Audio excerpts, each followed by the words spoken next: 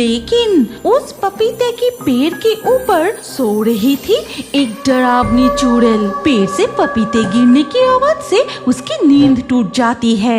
बात क्या है, इतनी जोर से ये कैसी आवाज हुई? क्या कोई पपीते तोड़ रहा है? जरा देखो तो। दिन ढल के शाम होने को आई। किसान अपने अपने घर लौट रहे हैं। मछुआरे भी नाव लेकर अपने घर लौट रहे हैं। तभी जंगल के रास्ते से चलते हुए आ रहे हैं एक लकड़हारा दंपति, पवन और माया। भाग्यवान, आज जंगल में एक भी लकड़ी नहीं मिला। अब मैं बाजार में क्या बेचूंगा? मुझे भी वही चिंता हो रही है। घर में जरा सा भी चावल नहीं है। सोचा था कल बाजार में लकड़ी बेचकर कुछ चावल खरीद कर लाएंगे, लेकिन अब क्या होगा? ये सब सोचते हुए वो चलते रहते हैं। ठीक तभी उनकी नाक में मीठे पक्के पपीते की खुशबू आती है। वो खुशबू मिलते ही माया रुक जाती है और कहती है, ए जी, कुछ पके हुए मीठे फलों की खुशबू आ रही है ना? हाँ, मुझे भी मिल रही है, लेकिन ये खुशबू किस तरफ से आ रही है? इसके बाद पवन और माया उस पपीते की खुशबू का पीछा करते हुए आगे बढ़ते हैं और थोड़ी दूर जाते ही उन्हें एक बहुत बड़ा पपीते का बगीचा दिखाई देता है और हर एक पेड़ पर बड़े बड़े साइज का पक्के पपीते लटक रहे हैं। अरे देखो भाग्यवान, वहाँ कितने सारे पपीते हैं। वो पपीते पूरी तरह पक चुके हैं। देखकर लग रहा है बहुत मीठे होंगे। चलो आज हम कुछ पपीते तोड़कर ले जाते हैं। हाँ, जंगल के इस पेड़ों से पपीते तोड़कर ले चलते हैं और तुम इन्हें बाजार में बेच देना। पवन सामने पड़ा एक पेड़ की डाल उठाकर पपीते तोड़ने लगता है, लेकिन उस पपीते की पेड़ के ऊपर सो रही थी एक डरावनी चुड़ैल। पेड़ से पपीते गिरने की आवाज से उसकी नींद टूट जाती है। बात क्या है, इतनी जोर से ये कैसी आवाज हुई? क्या कोई पपीते तोड़ रहा है? जरा देखो तो।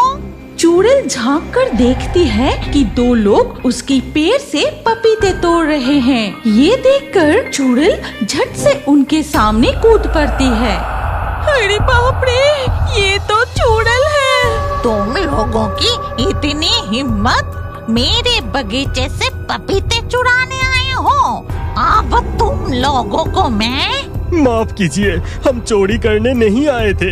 हमें नहीं पता था कि ये पपीते की बगीचा आपका है। पपीते की खुशबू से हम यहाँ आ गए थे। सोचा था कुछ पक्के पपीते तोड़कर बाजार में बेचकर खाने को कुछ चावल खरीद कर ले आएंगे। हम बहुत गरीब हैं। इसके बाद माया अपनी गरीबी चुड़ैल को खोलकर बताती है। सब कुछ सुनकर चुड़ैल को उन पर बहुत दया आती है। मैं समझ गई कि तुम लोग बहुत ईमानदार और मेहनती हो, लेकिन ये पपीते किसी आम इंसान के खाने के पपीते नहीं हैं। ये पपीते जंगल के भूत प्रेत चुड़ैल खाते हैं। मैं तुम्हें ये पपीते नहीं दे सकती, लेकिन हाँ, मैं तुम्हें कुछ जादुई पपीते की बीज देती हूँ। इन्हें अपने घर के पास बो देना, फिर देखना क्या होता है। वो दोनों चुड़ैल के हाथ से पपीते के बीज लेकर घर लौट आते हैं और उन्हें अपने घर के आंगन में बो देते हैं। उस रात वो सिर्फ पानी पीकर ही सो जाते हैं। फिर धीरे धीरे सुबह हो जाती है और सुबह नींद से जागते ही माया बाहर निकलकर देखती है। ए जी, सुनते हो? जल्दी बाहर आके देखो तो जरा। माया की आवाज सुनकर पवन जल्दी से बाहर आता है और देखते हैं रातों रात पपीते के पेड़ बड़े होकर उनमें बड़े बड़े पपीते लटक रहे हैं और पपीते की खुशबू से चारों ओर महक रहा है। तुम देर मत करो, जल्दी से कुछ पपीते तोड़कर बाजार में बेच कर आओ। पवन जल्दी से बहुत सारे पपीते तोड़कर टोकरी में भरकर बाजार में बेचने जाता है। पपीते ले जाओ, पपीते, मीठे पक्के पपीते, अरे जल्दी ले जाओ। एक बार जो खाएगा वो बार बार खरीदेगा। पक्के पपीते ले जाओ। पलाश की टोकरी में रखे पपीते की खुशबू से पूरा बाजार महक उठता है और उसके टोकरी में ऐसे पक्के पपीते देखकर सब उसके पास आने लगते हैं।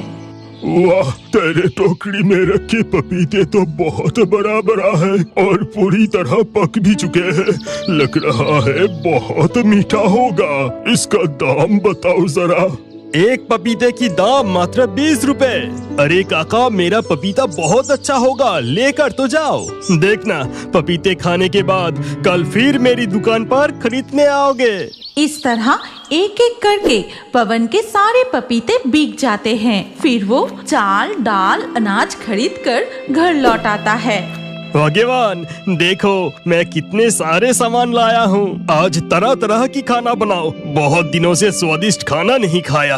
हाँ, आज तरह तरह के पकवान बनाऊंगी। चलो अब अंदर चलो। इसके बाद वो दोनों अंदर चले जाते हैं। अगले दिन सुबह पवन फिर से टोकरी भर के पपीते लेकर बाजार जाता है।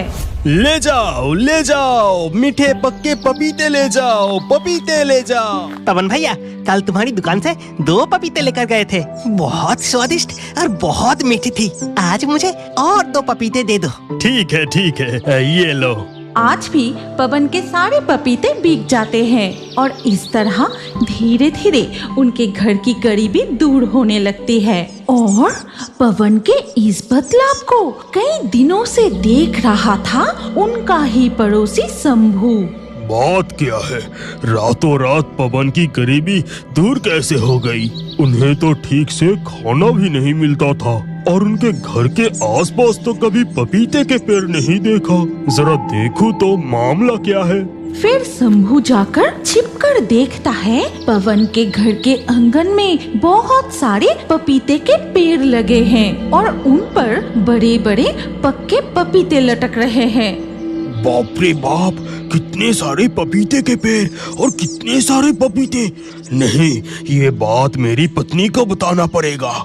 इसके बाद शंभू घर लौटकर अपनी पत्नी कुहेली को सारी बात बताता है और सब कुछ सुनकर, ये तुम क्या कह रहे हो? नहीं, उन्हें इस तरह से अमीर बनने नहीं दे सकती। आज रात तुम जाकर। हाँ भाग्यवान, समझ गया। आज रात तुम और मैं जाकर। वो जैसा सोचा वैसा ही किया। गहरी रात होते ही शंभू और कुहेली जाकर पवन के आंगन के सारे पपीते के पेड़ काट देते हैं और अगले दिन सुबह होते ही, हाय हाय, ये क्या अनर्थ हो गया? हमारा ऐसा सर्वनाश किसने कर दिया? हे जी, जल्दी बाहर आकर देखो। ये क्या? देखकर लग रहा है किसी ने जानबूझकर हमारे सारे पपीते के पेड़ काट दिए हैं। हमारा ऐसा नुकसान किसने किया? सुनो ना, हम फिर से जंगल में चुड़ैल के पास चलते हैं। वो चुड़ैल बहुत दयालु है, वो जरूर मदद करेगी। फिर से माया और पवन जंगल में उसी चुड़ैल के पास जाते हैं और उसे सारी बात बताते हैं। मैं समझ गई, किसी ने ईर्ष्या से जानबूझकर ये काम किया है। ठीक है, तुम लोग चिंता मत करो। ये पपीते के बीज ले जाकर फिर से बो दो। आज रात मैं खुद जाकर तुम्हारे पपीते के पेड़ों को पहरा दूंगी। पवन और माया उन पपीते के बीजों को फिर से उनके आंगन में बो देते हैं और चले जाते हैं और साथ ही साथ जादुई पपीते के पेड़ बड़े होकर पपीते से भर जाते हैं। फिर धीरे धीरे रात हो जाती है। उस रात भी फिर से कुहेली और शंभू पलाश के आंगन में आते हैं। अरे, ये मैं क्या देख रही हूँ? क्या ये लोग जादू जानते हैं? कल तो सारे पेड़ काट कर नष्ट कर दिए थे। रातों रात सारे पेड़ फिर से खड़े हो गए। चलो जाकर देखते हैं। इसके बाद वो दोनों फिर से पवन के पपीते के बाग में घुसते हैं। लेकिन उस रात बगीचे पहरा दे रही थी वो चुड़ैल। तो इसका मतलब तुम दोनों ही इन भले लोगों का इतना नुकसान किया था। ठहरो, अब मैं तुम्हें मजा चखाती हूँ। शंभू और कुहेली जैसे ही पपीते तोड़ने जाते हैं तभी चुड़ैल उन पर पपीते फेंकने लगती है। अरे ये क्या, इस तरह से ये पपीते कहाँ से उड़कर आ रहे हैं? रुको, अभी ये सब देखने की समय नहीं है, पहले इन पेड़ों को काट कर गिराना पड़ेगा। फिर शंभू कुल्हाड़ी लेकर जैसे ही पपीते की पेड़ फिर से काटने जाता है, अचानक कुल्हाड़ी गायब हो जाता है और ठीक तभी चुड़ैल उनके सामने छलांग लगाकर आ जाती है। तुम लोगों की इतनी हिम्मत, जलन में आकर इनके पपीते के बगीचे को नष्ट करने आए हो। आज मैं तुम्हें अच्छे से सबक सिखाऊंगी। ये कहकर चुड़ैल उन दोनों को हवा में उठा लेती है, फिर जादू करके उनके सामने मच्छरों का एक झुंड ले आती है। अरे बाप रे, मच्छरों के काटने से मेरा हालत खराब हो गया। अरे बाप रे, कितनी जोर से मच्छर काट रही है, हमें माफ कर दीजिए। हम फिर कभी भी पड़ोसी के नुकसान नहीं करेंगे, हमें माफ कर दीजिए। जाओ, भागो यहाँ से, दोबारा कभी इस इलाके में दिखाई मत देना। ये कहकर चुड़ैल उन्हें नीचे उतर देती है और वो दोनों मच्छरों का डंक खाते हुए वहाँ से भाग जाते हैं। उनकी चीख सुनकर पवन और माया कमरे से बाहर आते हैं। सुनो, अब चिंता करने की कोई जरूरत नहीं। अब तुम्हारे पपीते के बाग को कोई नुकसान नहीं पहुँचाएगा। चुड़ैल, आपका बहुत बहुत धन्यवाद। लेकिन मेरी एक शर्त है। शर्त नहीं, आप आदेश कीजिए। हमारे जंगल में पपीते कम पड़ रहे हैं। पास वाले जंगल से बहुत पपीतों की मांग आ रही है। आज से तुम्हारे बगीचे में जितने पपीते उगेंगे उसका आधा हिस्सा बाजार में बेचना और आधा हिस्सा हमारे भूतों के जंगल में बेचना। इसके बाद से वो कुछ पपीते दिन में बाजार में बेचते हैं और कुछ पपीते रात में भूतों के जंगल में ले जाते हैं। वहाँ बहुत सारे देसी विदेशी भूत पपीते खरीदने आते हैं। इसी तरह धीरे धीरे पवन और माया की गरीबी दूर हो जाती है। क्या आप जानते हैं कि आपका नाम भी हमारे कार्टून वीडियो में आ सकता है? और आज के लाकी ड्रॉ में चुने गए नाम हैं इमरान, रिया, नेहा, अनुष्का, सिमरन, प्रिंस, गुलशन, अरुष, ब्यूटी, रंजन, लक्ष्मी, शिवम, शेखर, निशांत, अलीशा। आपका नाम और अच्छे कमेंट हमारे अगले वीडियो में देखने के लिए अभी हमारे fairy Toons horror story channel को सब्सक्राइब कीजिए, फिर आपका नाम कमेंट में लिखिए और स्क्रीन के ऊपर जो अगला वीडियो दिख रहा है उस पर क्लिक करके उसमें भी अपना नाम लिख दीजिए। आपका नाम हमारे कार्टून वीडियो में जरूर दिखाया जाएगा।